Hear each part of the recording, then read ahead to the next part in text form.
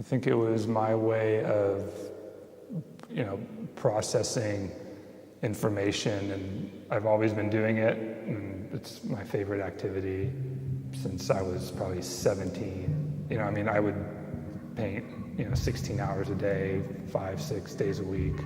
There's really no one painting, it's from across the room, you see one thing, and then as you go, each distance, you have to keep on making it interesting for the viewer, so you get so up close, and then you're just looking at little tiny worlds within worlds.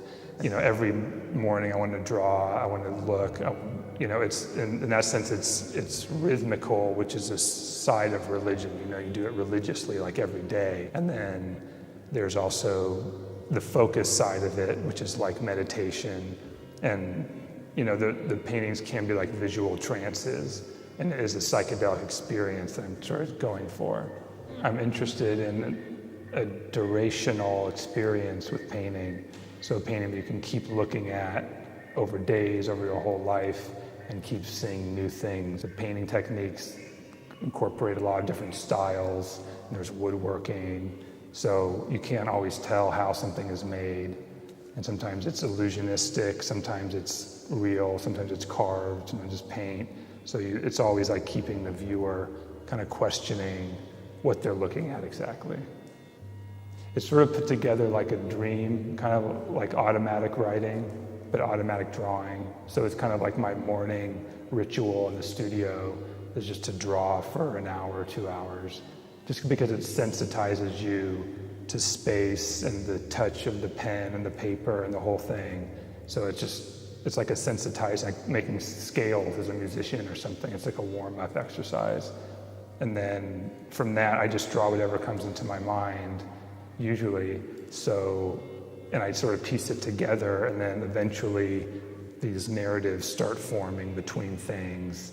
And it's sort of like a poem, and you could go from one thing to another in any direction. I'm letting the viewer kind of make their own narrative. When I'm really into it, I'm totally surprised, and I can't believe the stuff that's coming out. So that's kind of the most fun, where I'm drawing, I literally don't even know what's going to come out, what my hand is doing almost. So it's like a subconscious, almost therapeutic experience. I suppose it's to break away from traditional limiting forms of thought, to create new, juxtapositions of thinking. I'm making an experience, not so much an object, and that's what's important. And yet the irony is that all I'm doing is making an object, and that's all I have to work with is the material. So I'm like using this most base material, but you can turn that material into this illusionistic, incredible world where really anything is possible. And that's kind of the beauty of painting, the illusionism and the irony, and that you can create anything that you can imagine, you can basically paint. And that's not true about other mediums. The vision is more primordial and more fundamental in the sense of scale and light and color and density. So I sort of can see like what I think could be like a magnificent idea or some really special idea, and I'll just sort of feel my way to that. But then other times I'll start with nothing, just like spray paint. A lot of these big paintings are like that, where I have no idea, and I'll just let the light kind of suggest a form, and I'll just let it develop like totally organically. So I have both sides in my work, where it's like really mathematical and composed, and I'm using the Fibonacci sequence or algorithms. There's calendar systems. So there's a lot of like mathematical systems that then have to work with the very like intuitive painting.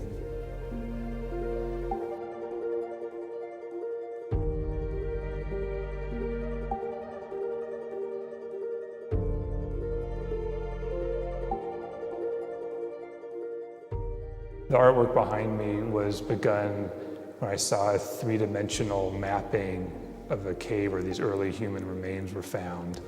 And the depth of the cave sort of corresponded to these striations in time.